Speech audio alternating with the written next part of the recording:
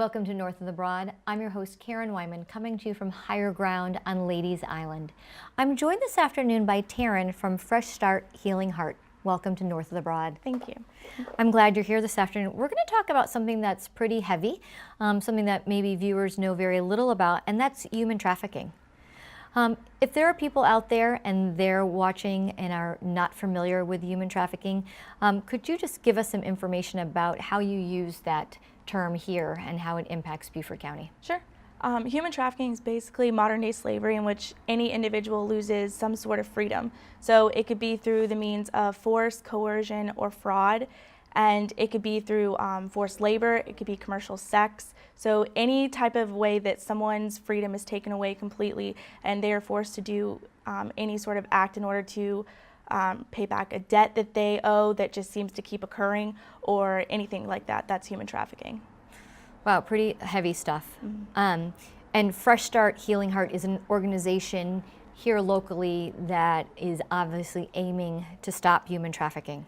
Correct. Yes, we are a nonprofit organization. We try to offer restorative services to any survivors of human trafficking, and we want to work alongside them as they try to take control back of their lives and offer them the connections to resources that they need whenever they decide to take a step in changing their life. So if they need legal assistance, counseling, housing assistance, we just try to be that helping hand and helping them reach those resources. Sort of get their lives back on track and get to what I guess you would call some sort of sense of normalcy. Correct. What's the most common way you're seeing traffickers get to victims? So we obviously want to educate our viewers so that if they may see this sort of activity, they could report it and hopefully help anybody avoid being trafficked. Sure. From our experience, it's never the guy jumping out of the bushes taking you. It's a courting process. And that courting process or recruitment, that's pretty much the thing that's changed over time we've seen the most, and that's through social media. So using social media, being able to keep tabs over potential victims, knowing what they would like, how to reel them in, and then sending someone else over to recruit them. And it could be a time process, which is why a lot of people don't see it coming and how they're coerced into being trafficked in the first place. So just being mindful in what you're putting on social media and anything that could victimize yourself, pretty much. And we're not necessarily just talking about how we can protect our young people. I'm the mom of 2 teenagers who are both on social media, but even someone like you or myself, anything that we may put on social media that could potentially put us at risk.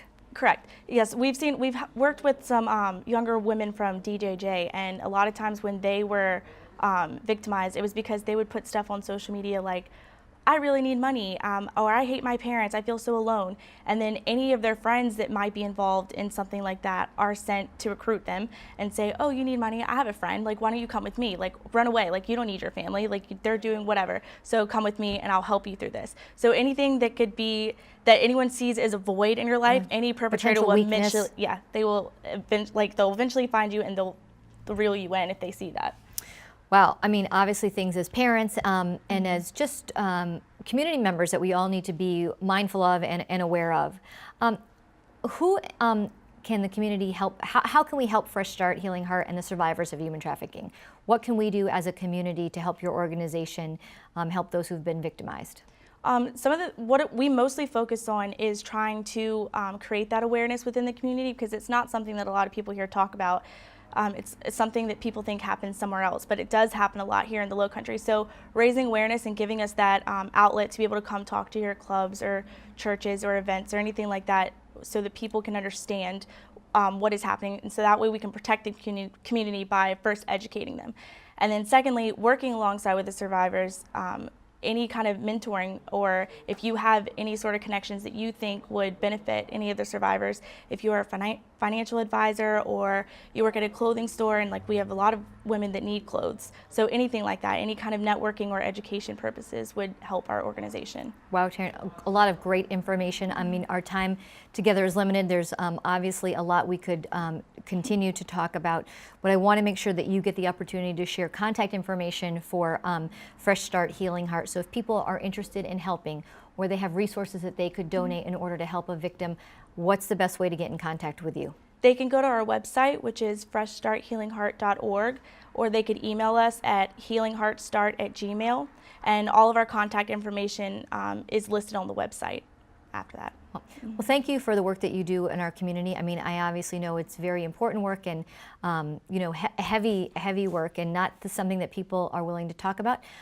So thank you so much for that commitment. We appreciate you being a guest here on North of the Broad. Thank you so very much. We'll be right back with our next guest.